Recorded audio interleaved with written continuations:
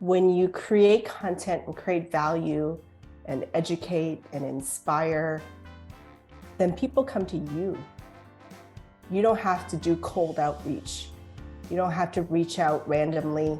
When people come to you because they've been following you and liking your content, engaging with your content, then they're a super warm connection and warm lead by the time they reach out to you. And I much prefer that type of interaction than, hi, hire me to do videos for your company, right? We all get those messages, and if they just spend the same amount of time that they do with InMail on LinkedIn and swap that for creating content, it's a game changer. I'm Junaid Ahmed, host of Hacks and Hobbies podcast and a digital presence advisor at HumbleZone. This episode is brought to you by Home Studio Mastery. I launched a consultation and course program to help podcasters and course creators to create a space in their homes that'll reduce the friction of creating content and appearing their best when showing up on camera. The pandemic gave us a lot of issues, but this one is here to stay. We're now so much closer to our audience thanks to video becoming more popular and affordable. I help guide folks who want to create Hollywood-worthy studios to not only capture great content, but also build more confidence, more authority, and be more comfortable in front of the camera. If I can do it, you can too. And with my help, you can do it faster. So if you'd like to learn more, visit homestudiomastery.com and how you too can create a home studio that brings out your personality, professionalism, and possibilities. Thank you for tuning in to Hacks and Hobbies with your host, Junaid. We're visited by our amazing guests coming from all walks of life who want to learn their story, their struggles, and their journey on how they got to where they are today. So stick around. In this episode, we sit down with special guest Fanny to discuss the fascinating journey of building a personal brand and connecting with your audience.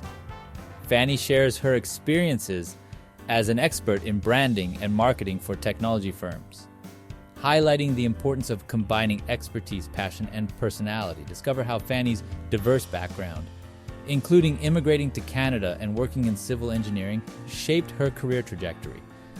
Gain valuable insights into leveraging personal branding strategies for both individuals and corporations. Join us for an engaging conversation that explores the power of storytelling, authenticity, and finding your unique voice in the digital age. Fanny, thank you so much for coming on to the podcast. My pleasure. Excited to be here.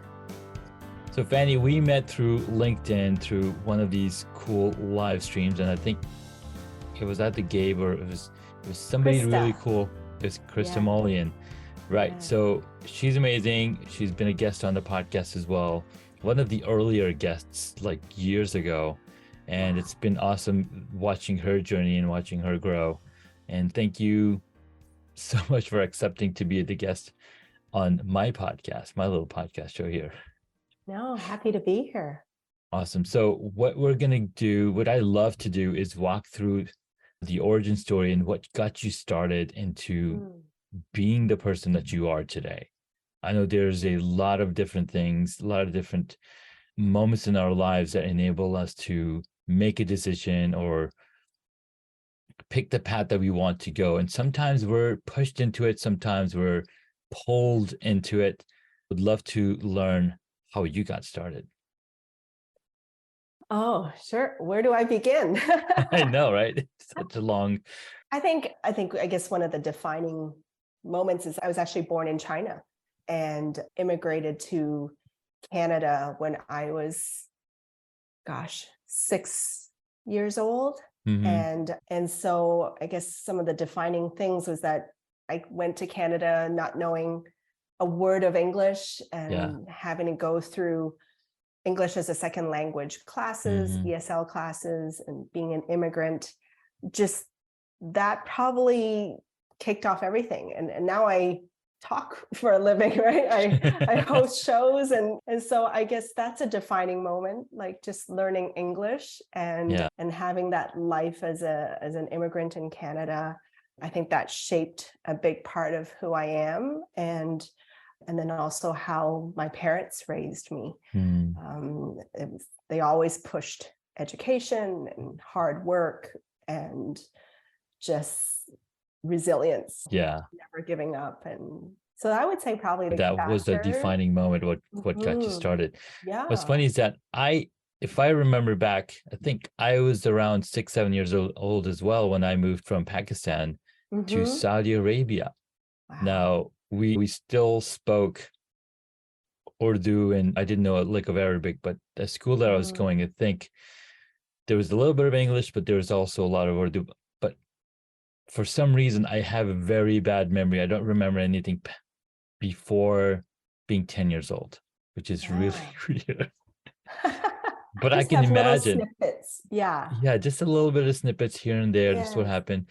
And most of my memories are actually stories my grandma tells me or used to tell me, which is really interesting, like where we all started.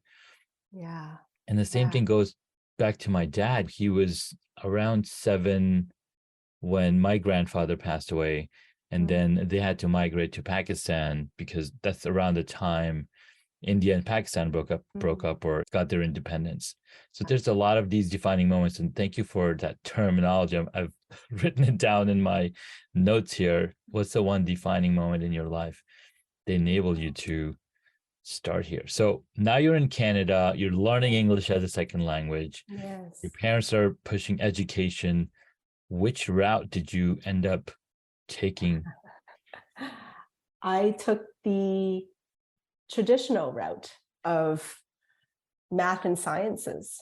I ended up, those are subjects that my dad pushed and I ended up being good in. And I still remember in high school, because I loved buildings and I thought, oh, maybe I should be an architect. And then I looked up the requirements for that, and you needed to create a whole portfolio. And in my head, I'm like, there's no way I'm creative enough to do that. And I was like, oh, but I know math and science, so I'll just go into civil engineering because that's close enough to architecture, but it's on the math and science side. And I didn't even know that really existed until this woman engineer came to my high school and gave a talk about a career in engineering. And that's when I was like, oh, that's something I could do and marry the love of buildings with math and science. And so that's probably another pivotal decision in my life where I went into civil engineering thinking that was the route that I would end up in because it was safe. But I finished college and university with that. And I ended up 3 years in that working in transportation planning and engineering. And that's when I was like, no, I think what I really love is people, not Excel sheets. And that's when I pivoted to business consulting. And so I've actually had a lot of different changes in my career. And then, business consulting, then to corporate communications and training, and now in branding and marketing. It's been a very windy, curvy path, but nowadays I see how it all fits together because now I do branding and marketing for technology firms. And so I get to use my left part of my analytical brain and then the right part of my creative marketing, people-oriented brain. And I love it. I love it. That's so cool. And what I really like about that is you mentioned that it's a winding path. And if you've ever been up to a mountainous pass, it's a very windy path. It's never a straight line, right? It's a windy path to climb and get to the top of the mountain. And living in Colorado, we had to do a lot of that when we were going up to Estes Park or Pikes Peak.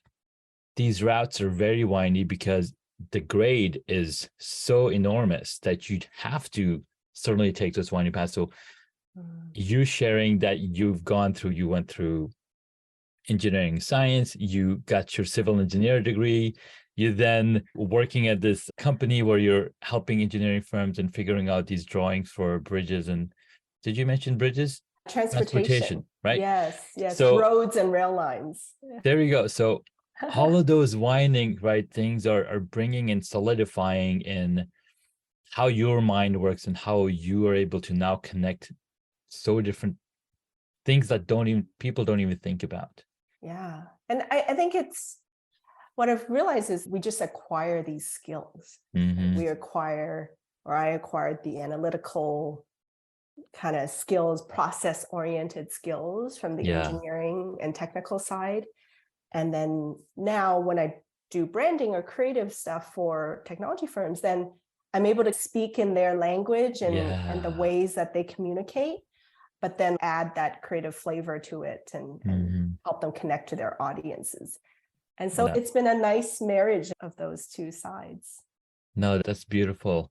And what I see you doing also is Seth Godin mentioned that everything that's ever invented, that ever has to be invented, is already invented.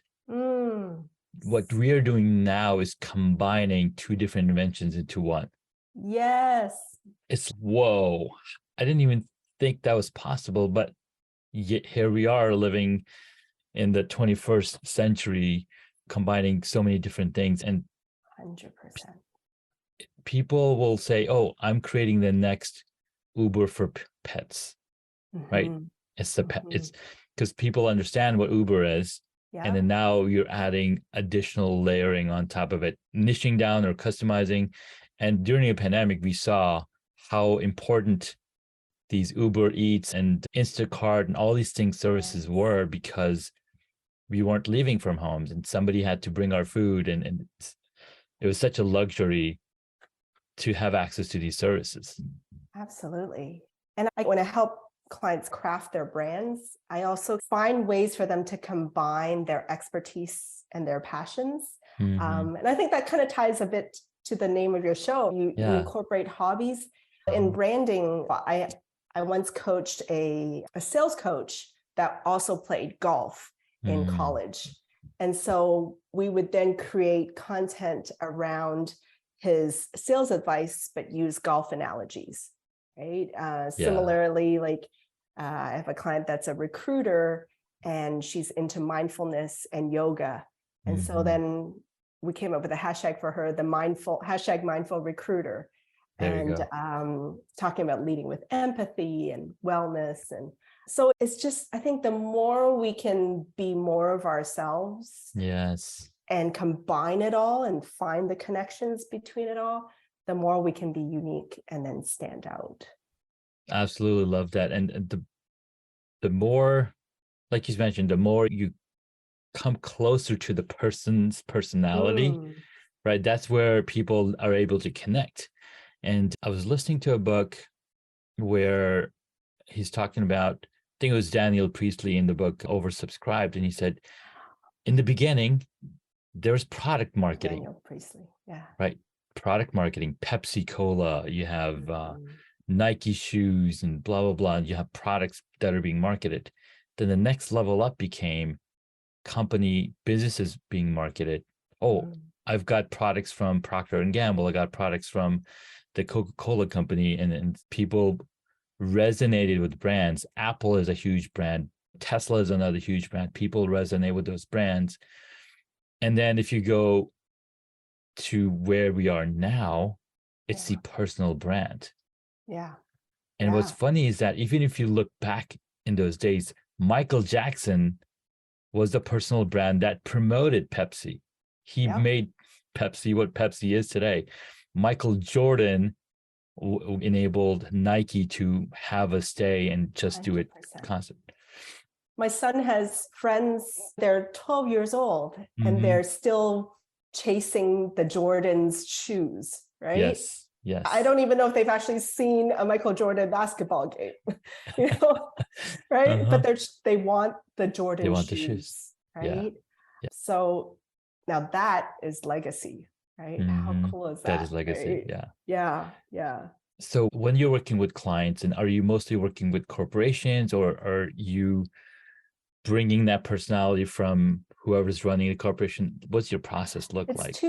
two sides, and it's also changing and transforming, but I have the individual solopreneur coach or consultant freelancer that I coach and help with their branding on LinkedIn. And then at the same time, I have corporate clients, and now like mainly in the technology consulting space, where I create LinkedIn brands and campaigns for them around their service offerings and their people too, highlighting their subject matter experts. Yeah. So it's, even though it's technology, it still boils down to people. And so that's the two sides of my business. And I get lots of satisfaction and just joy from being with the individual clients, because you really see them transform. And then with the corporations, you go in leading with the campaigns, but then over time, the subject matter experts realize, oh, I really need to build my personal brand as well. Yeah. I was listening to a podcast this morning, and they were saying how even CMOs, chief marketing officers, are starting to build up their personal brand. Yeah. And companies are like hiring them for their followers and for the people that their followers and connections that they've amassed over their careers. And I think that happens in Hollywood too. I heard that if they had to choose between two actors and with equal skills and competencies, they're choosing the one with the bigger social media following. Yeah. And that's, I think, where we're going with branding. Which it's so true. Branding. And actually, what's funny is that if we go all the way back, and I don't know if I mentioned this on the previous episode, but if you go all the way back to the time of our prophets, Jesus is a brand, right? Jesus is a brand for Christianity. You have Prophet Muhammad as the brand for Islam. And what's funny is God knows how human beings work. Come on. He created us. So from that perspective, the more we realize, the more we say, okay, it's me that the person is buying. It's not a product that I'm selling. It's the connection that we make as human beings. And if you look at brand following on Instagram or Twitter, Richard Branson, he has over 1 million followers, whereas his brand, Virgin Atlantic or Virgin brand, only has 240,000 followers. Yes. And like I have a content series right now that I'm rolling out, talking about the concept of we've heard of the creator economy, right? Yes. There's a term now, the creator employee, which is employees that build their brand. And as a result, that shines a light on the company brand. And obviously they grow themselves, but then they attract candidates, they attract business, and then it benefits the company as a side product and vice versa. And so that, I think, is where it's headed. No, that is really powerful, because there's a lot of people that love the job that they're doing. Does it mean that they need to leave and become an entrepreneur? No, not at all. They can now become the creator employees that then attract the type of people that would then love to work in this company.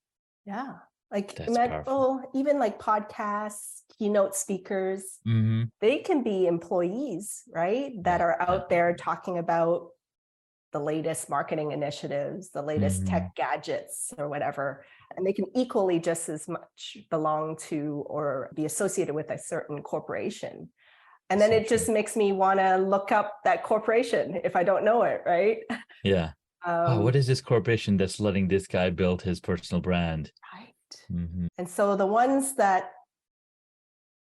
corporations that are tight about restricting brands and personal brands, I think over time they're going to lose the race.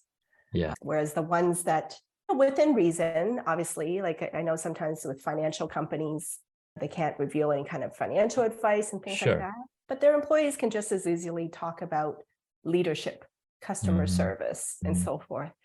And those are the companies, I think, that will really get notoriety and popularity.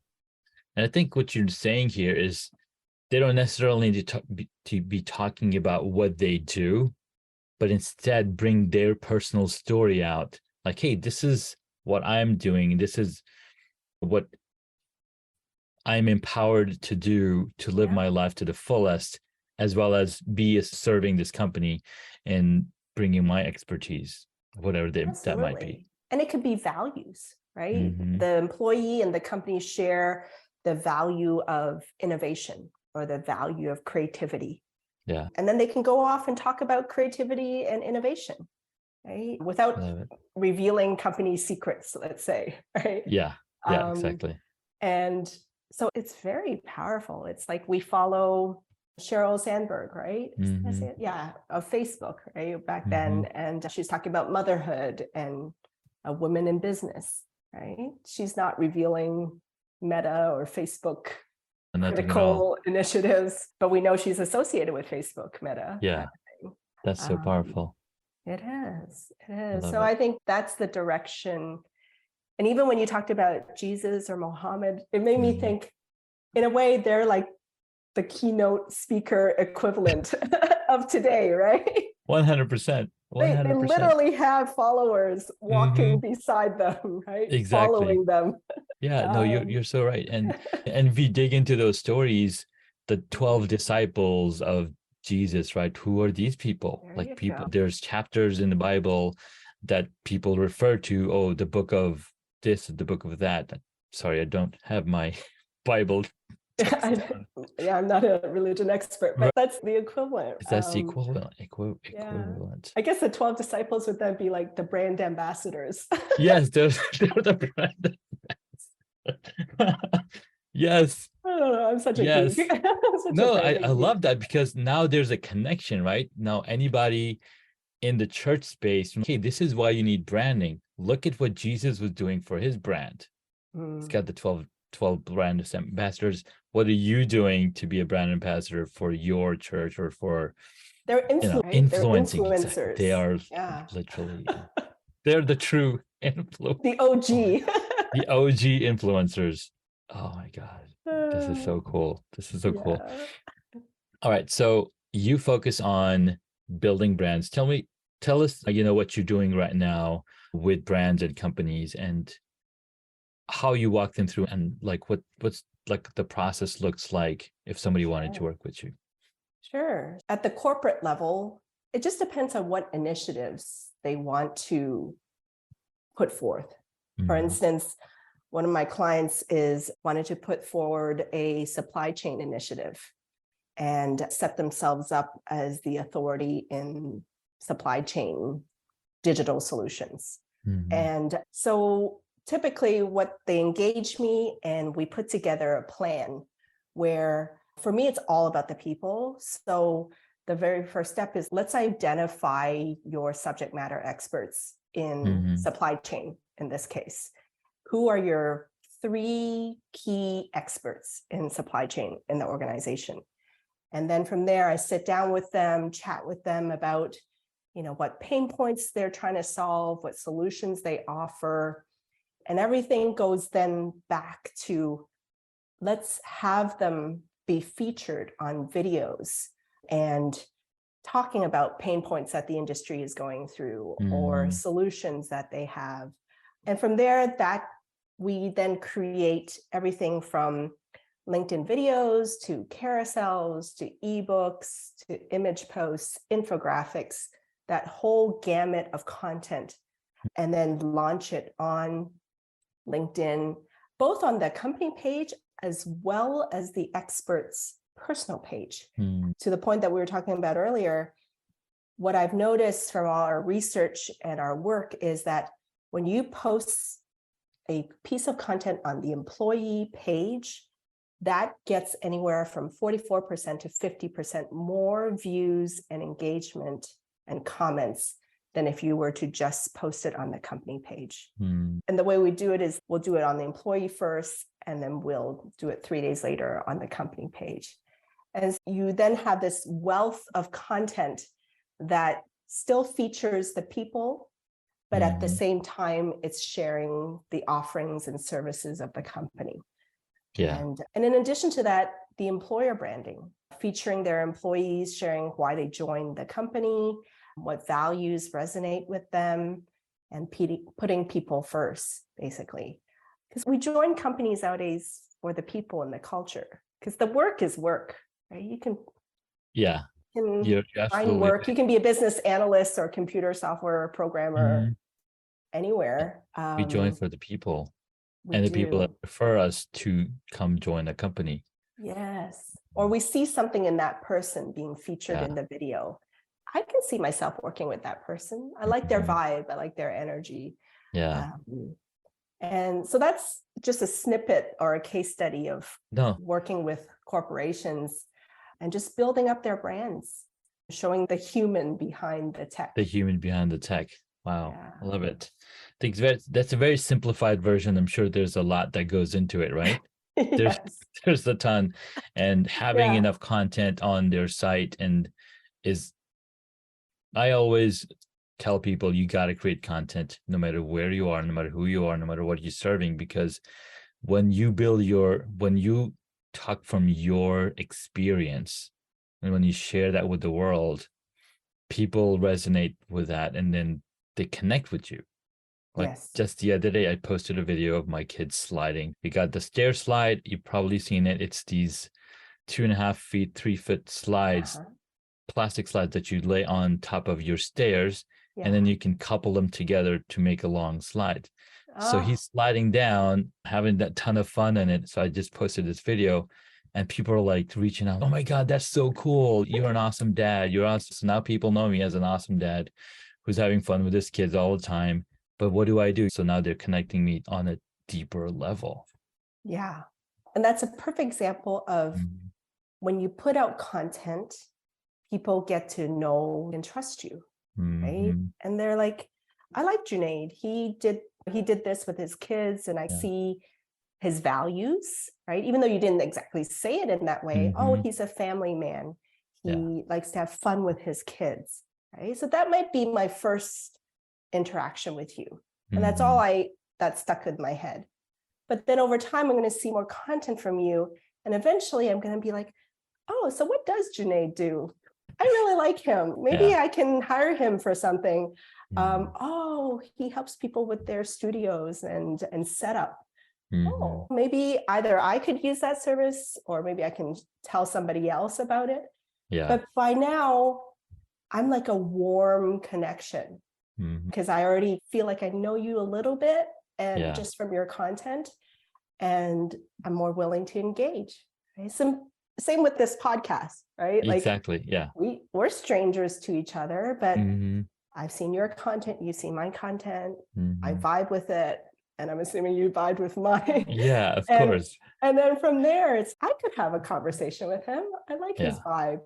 And so it like breaks down walls and barriers. And it's like, I love this quote, like when you create content and it's consistent, people feel like they know you before they even meet you. Yeah. And that's a game changer. It is.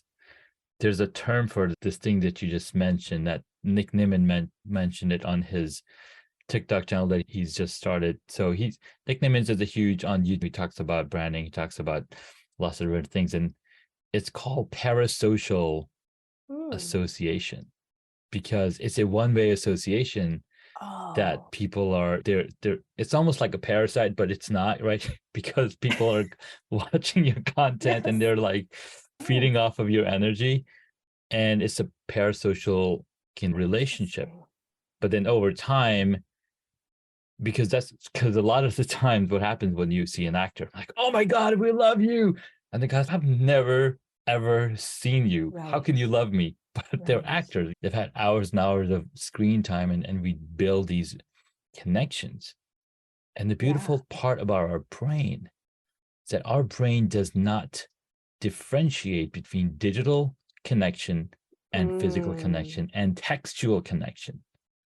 So voice, text, image, none of those, our brains does not differentiate because you're having that conversation, no matter which platform or which medium it might be. Yeah, for sure. For sure. And it's the perfect example of Christo on YouTube. He's with The Future. He does a lot of videos and shows around pricing and branding for creatives. And I had watched tons of his videos on YouTube before. And then one day I just decided to ask him on my live show on LinkedIn. And then from there, I liked him even more. And I'm like, I'm going to sign up for his business boot camp. And so then I end up totally in his ecosystem, right? Yeah. And I think that's where we're at now. Like we pick and choose who resonates with us and who we might want to buy from or interact with or be part of their community. And then suddenly we're in. And then as a result, I met other creatives that are in his community. And Brian Schulman, I don't know if you ever I know Brian him, Schulman. right? He was a guest on my podcast as well. There you go. I love his line, like your vibe attracts your tribe. Right? It sums it up right there. Yeah, it does.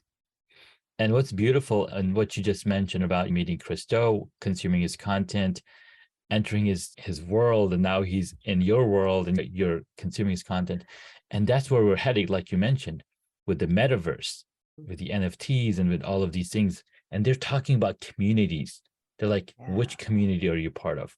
And how do you become a part of a community? You buy their NFT, you pay into being part of getting access to the stuff that they're creating. And I think it's huge. Like creator economy this is just the beginning of creator economy. It's been around for maybe 5-10 years. But I think it's going much deeper with Web3 and what's to come, because it's gonna change the way we interact with really is things. And even though I don't understand it totally myself, but I see my 12-year-old son. Right? I was like, oh, perfect example. What do you want for Christmas? I don't want anything. I just play video games. I'm like, you don't want Lego or like a tangible. I'm like naming all these tangible things. Like, and he's just give me money so I can buy a new skin on his show or a new avatar on his, or not show, on his game. On his game, And to me, it's digital. I can't touch an avatar or touch a skin on a game. But that's all he wants. And they're paying money for it. They're paying money for it. There's nothing you can hold, right? Or touch. So even though I don't understand it, I see it in these kids and my kids, and they're going to grow up with that. And that's what they want. And that's one of the reasons that I try to educate myself with these things, because I have 4 kids. My youngest is 6 months old. Right. So they're going to be in this creator economy. They're going to be in this world of NFTs and Web 3.0. So the more we understand it, the better we can educate them and teach them how to be safe and how to cover their tracks as well. Safety is very important. All right, Fanny, we're going to take a quick break. And when we get back, you're going to share 3 hacks to take away for our superpreneurs on how to build their brands. Sound like a plan? Sounds great. Awesome. I'm Junaid Ahmed, host of Hacks and Hobbies podcast and a digital presence advisor at HumbleZone. This episode is brought to you by Home Studio Mastery. I launched a consultation and course program to help podcasters and course creators to create a space in their homes that will reduce the friction of creating content and appearing their best when showing up on camera. The pandemic gave us a lot of issues, but this one is here to stay. We're now so much closer to our audience thanks to video becoming more popular and affordable. I help guide folks who want to create Hollywood-worthy studios to not only capture great content, but also build more confidence, more authority, and be more comfortable in front of the camera. If I can do it, you can too. And with my help, you can do it faster. So if you'd like to learn more, visit homestudiomastery.com and how you too can create a home studio that brings out your personality, professionalism, and possibilities. Welcome back, guys. We've been talking here on the show with Fanny Dunagan. She is an amazing human being. She's a brand marketer. Is that the correct? I don't even know what I didn't even ask title. Content strategist. She's a brand content strategist. Let me start over.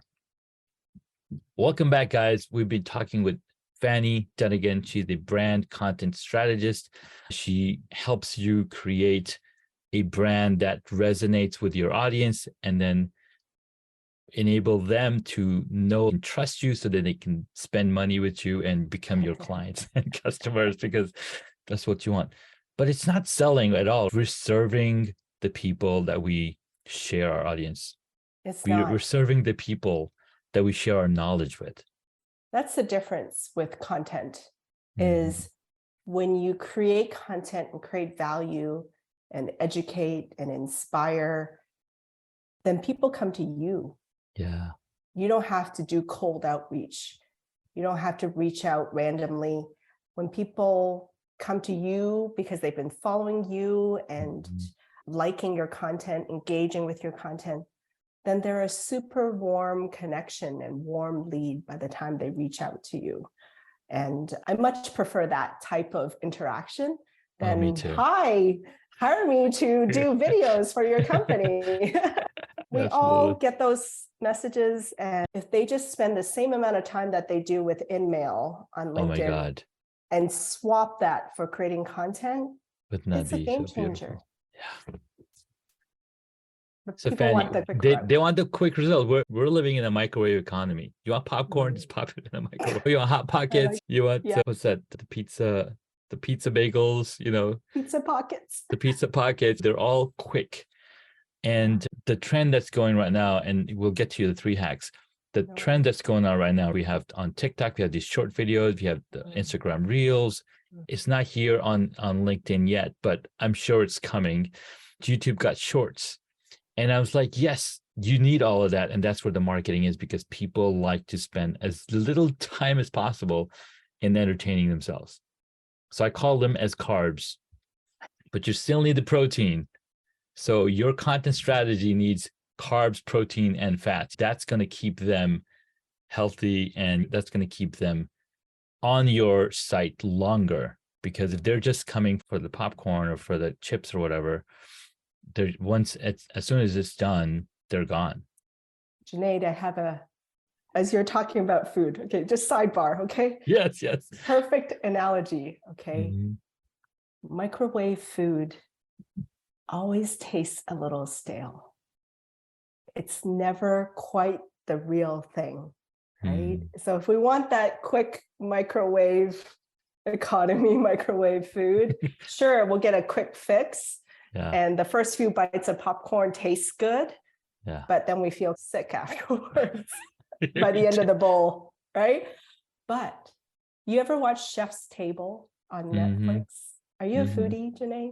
I'm not that much of a foodie, but I have seen that show.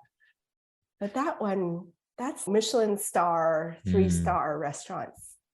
And we pay hundreds of dollars to eat a meal for 2-3 hours and consume it.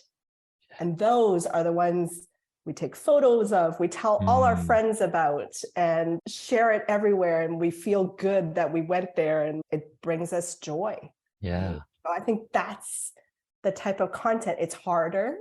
It takes longer, right? But I remember, I don't know whether it was Vid Summit or one of those big video conferences, they were saying VidCon, maybe. Yeah, the lineups to meet the YouTube creators, which is more long form, were much longer. People still wanted to meet those creators. Yeah. Whereas there were no lines for the TikTok creators, even though they were super popular. They didn't create that deep connection like a YouTuber and long form creator had. And so think about that. Yes, we love, yes, I scroll through TikTok and like I lose an hour of my time and I'm like, what did I do? But we may not actually buy from them, and we may not actually stay with them long term. But like Chris Do, I followed his long form. I watched hours of his videos. Hours. Yeah. And then I pay like thousands of dollars for his courses and like various things. So I think that's the difference. I love it. Nice. Sidebar. I love the sidebar. I think we need to add more sidebars. But Fanny, share with us the 3 hacks for the superpreneurs listening. Yeah, so I'll talk about it around content. And I tell people there are 4 purposes of content. And if you're going to create content, have these 4 purposes in mind. Number 1 is to educate, right? Don't talk about anything and everything. Just create content and educate people around your expertise, right? If your expertise is project management, then share project management tips. If your expertise is human resources and hiring, then share tips around that and advice around that. So number 1, critical piece of content, educational posts, things that share advice, tips, and insights. Number 2, when it comes to building your brand through content, is informational posts. This is when you inform people about webinars you're going to, presentations you're doing, live shows you're hosting, podcasts that you're rolling out. You're informing them about things that are happening and events and all that. Number 3 is inspirational posts. These are the things like your story of your kids sliding down the stairs, right? The stories of challenges we faced, the story of me being an immigrant and learning English, and now I talk for a living, right? Like we love stories of like challenge to triumph, right? It's the hero's journey. Yeah. So that type of content does really well on LinkedIn and all the different platforms, inspirational kind of posts. And then 4th is entertaining posts, right? That's why we're so consumed with watching people dancing on TikTok or people that make us laugh, right? And even if I'm not a dancer, I'm not funny, but we can entertain people through our hobbies, right? And tie that. That's true. So sometimes I'll put posts about my plants on LinkedIn, but I tie that to my entrepreneurship journey of repotting plants is like me scaling up to the next level of my business. Yeah. And we need a bigger pot so that the plant can grow and spread its roots. Same thing with entrepreneurship. And so we can be entertaining even if we don't dance or we're not funny. And we do that through hobbies. And you talk about hobbies on your podcast, right? Yeah. And so I think if anyone's ever stuck with what should I post, think of those 4 purposes: to educate, inform, inspire, and entertain. And that'll help you narrow your focus of what to talk about. Fanny, that was excellent because I'm always wondering, what should I post about? Right? Should I post something funny? Should I ask a funny, pondering question? Yeah. It's always a struggle, but now this gives me exactly the type of content that I can create: educational, informational. And with this guideline as being the 4 types of posts, I can then create tons of content for days to come. Yes. And then have my team schedule it out, or even myself schedule it out on the different platforms, and then also tie in the theme of the year, or theme of the day, or because I know when this is going to go out. Yeah. Wow, and then lovely. Educational posts help you get hired, right? Help get you gigs and coaching and consulting and so forth. So does informational posts. Yeah. And then that way, I always say that's like the left side of the brain that appeals to people's heads. And then inspirational, entertaining posts appeal to people's hearts and brings joy to them and makes them laugh.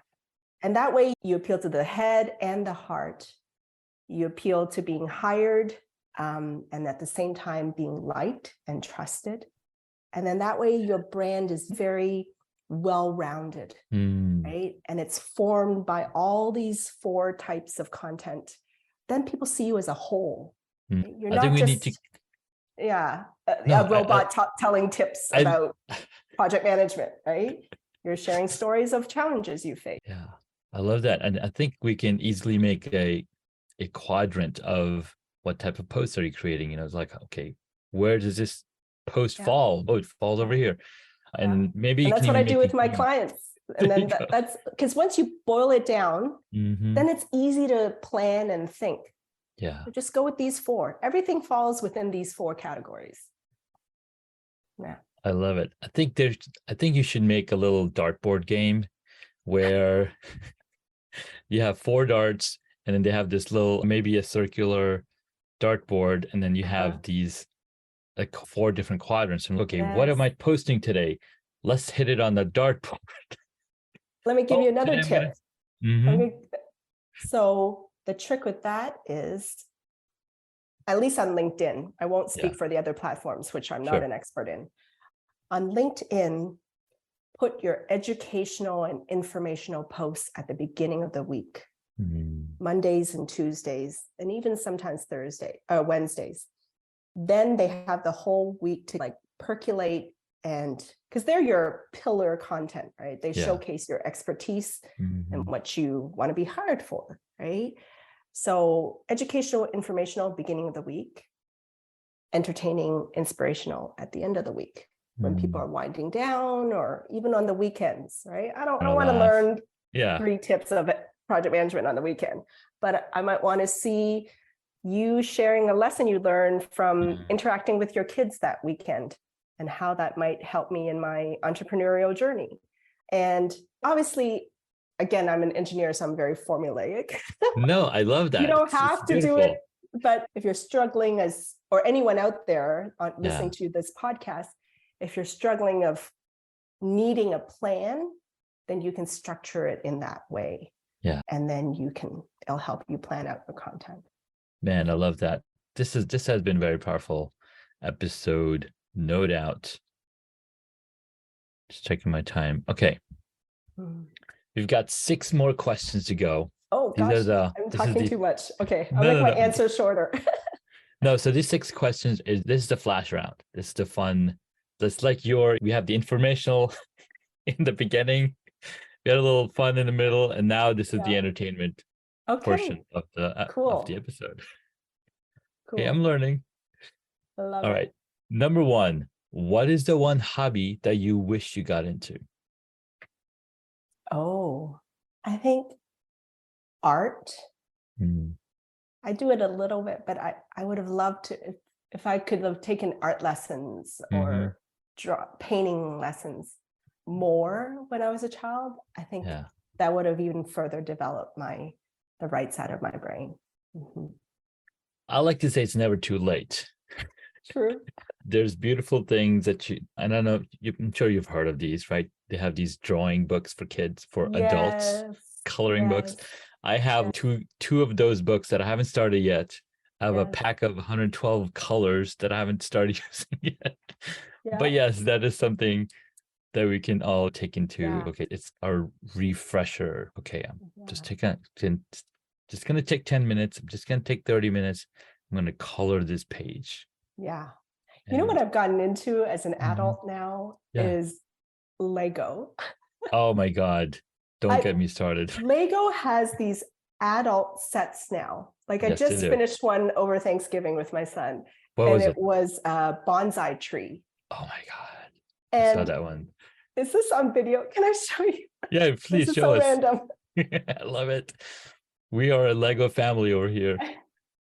I haven't even done this one yet. But oh my God. I bought this for myself. This is my toy, mommy's toy. But I bought an orchid Lego because I was like, you know what? I need more play in my life. And I work so hard and I just want to have fun sometimes. Thank you for letting me know that they do have an orchid Lego, because my wife loves orchids. So maybe I can get this for her. And I also bought like a succulent set. There's a succulent there's a Lego. whole succulent. I saw that at Lego store when we went last. Yeah, we have we're a huge Lego family. We have these sets that you see back here that are like blurred out. They're actually Star Wars Lego sets. And we have the big TIE fighters. We have Kylo Ren's ship. We have some other things. So cool. My son just finished building the Optimus Prime Lego set. It's so amazing. Yeah, Transformers is like my childhood. I watched it. Exactly. So much. Yeah. Awesome. Talking about childhood, next question is, what did you want to be when you were a child? Speaking of stories from our grandmother, you kicked off the show with that. My grandmother told me, I don't even remember very distinctly, but she said I used to like want to be a teacher, and I used to like make her be the student and I was the teacher teaching my grandmother. And it's been nice because now I do trainings and for corporate, but it's nice when things come full circle. Teacher. That's so cool. I love it. Next up, what is your favorite movie or TV show? Oh gosh. It is the Christmas season. So something that I watch every year with my husband is Love Actually. Love Actually. Do you remember that movie? Or I do remember. Yeah. I don't know why. It's just random stories of people and love around the holidays. And I'm a hopeless romantic. And I cry every time I watch it. Every year I watch it. It's really well done. You got Hugh Grant, Liam Neeson, Colin Firth, Emma Thompson, Keira Knightley. It's definitely got a really nice set of people in there. And I just saw yesterday they did a 20th year reunion. So they had them come back and talk about the creative process when they were filming it. So that was really cool. Nice. That's awesome. All right, next up, what movie would you choose if you got to play a character in it? Oh my gosh. It's a really good question. Man, I don't know why this popped into my brain because I've never, I was going to say Top Gun, but I don't, I have no dreams of being a fighter pilot. A pilot. Yeah. But I don't know. I really enjoyed Black Panther, the second one. People were saying it's not as good as the first, but I just loved it when I saw it recently. And just, I think growing up as an immigrant, as an Asian, as a woman, I wasn't taught to be powerful or strong. Maybe strong, yes, but not like to be just walk into a room and be powerful and confident.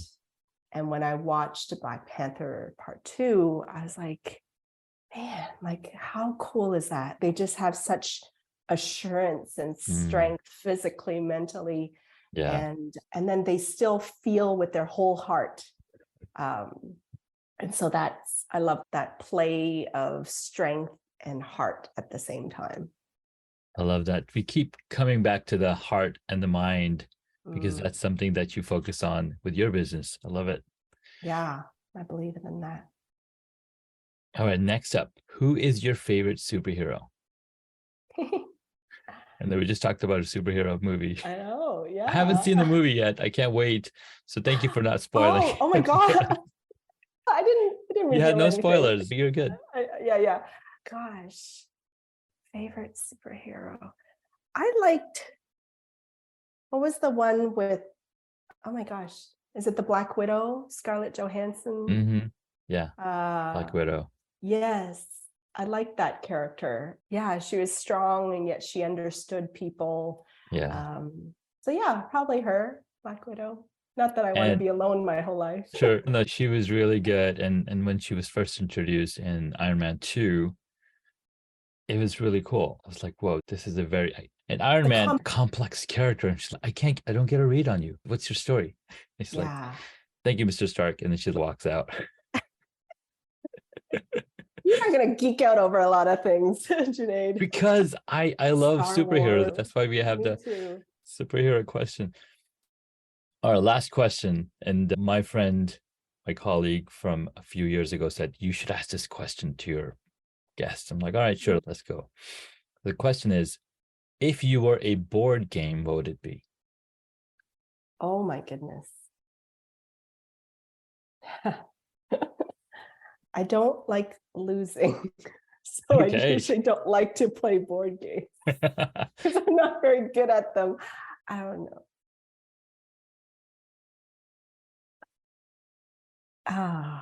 We play Monopoly a lot, and not so much on the money side, but I like the Monopoly, the fact that Monopoly they have like Monopoly for all these different cities, right? And I love to travel. And so they have like Monopoly for Denver, Monopoly for New York, and so forth.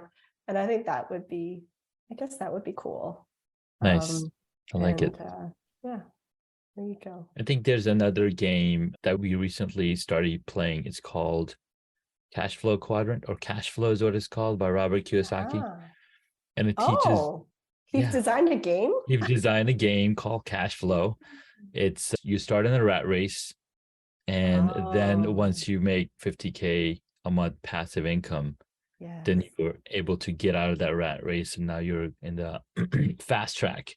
Yeah. But it's taught my kids a lot. My kids, 12 and 8-year-old, they're playing this game. And every time they pass over the payday tile, give me the money. Yes. And they're like, Dad, do you feel the same way on payday? I'm like, yes, this is very similar. Because when the game starts, you're randomly assigned a profession. So you take that profession card, it has how much salary they make, how much expenses they have, how much mortgage they have. And so they have to copy these numbers onto a worksheet. Oh, wow. Yeah. Life skills. It's actual life skills. And I'm like, wow, this is really powerful. So we're playing it more and more every other day, every week, because I want them to understand, because school is not going to teach them money skills. It's not going to be till they go to college, when they already have a credit card, when it's okay, this is too late. So I'm trying to get them that education, because I didn't have the education of money. Or entrepreneurship, right? You're an entrepreneur. We didn't learn. We didn't learn nothing. We didn't learn that at all. My first credit card, I went and got a boombox for my car for $1,500, and then I didn't pay it on time. And then I had to get it removed, and it still tarnished my credit report. But it was a hard lesson to learn. But so I wanted them to be prepared as early on as possible. They really do need that. Yeah. I look back, and I don't know about you, but growing up, the corporate path was like the only so-called stable path. Yeah. And that's it. Just climb the corporate ladder, ascend, and then you're set for life, supposedly. Not, especially nowadays. Because that's based off of 150 years ago. Like, the education system was built 150 years ago. And that's where it started. And we are in a economy where you're mentioning the creator economy, or the gig economy. Anybody can pick a job right now. Like, they can open their app, you can jump in a car and start doing work. 100%. Crazy where we're at. And, all right. And then the life of the entrepreneur, like entrepreneurship, like selling, how to sell, how to, and maybe not even sell in the traditional sense, but like how to convince. Exactly. Amazing. All right, Fanny, thank you so much for your time and your wisdom and your stories, and the 4 amazing hacks and tips that you've shared with us, with our audience. My pleasure. For sure. And go forth and create content, everyone. Yes. Go and create content, share your stories, share your journey, share your heart, because you never know where you'll find people that resonate with you. Yes. And the endless opportunities that it opens up with content. Amen. Thank you again. And till the next episode, thank you. And we're signing off. Thanks, everyone. Thank you for listening to Hacks and Hobbies. You can find additional information on the guest today on the website hacksandhobbies.com. Please feel free to subscribe to the podcast so you don't miss out on upcoming interviews with amazing guests.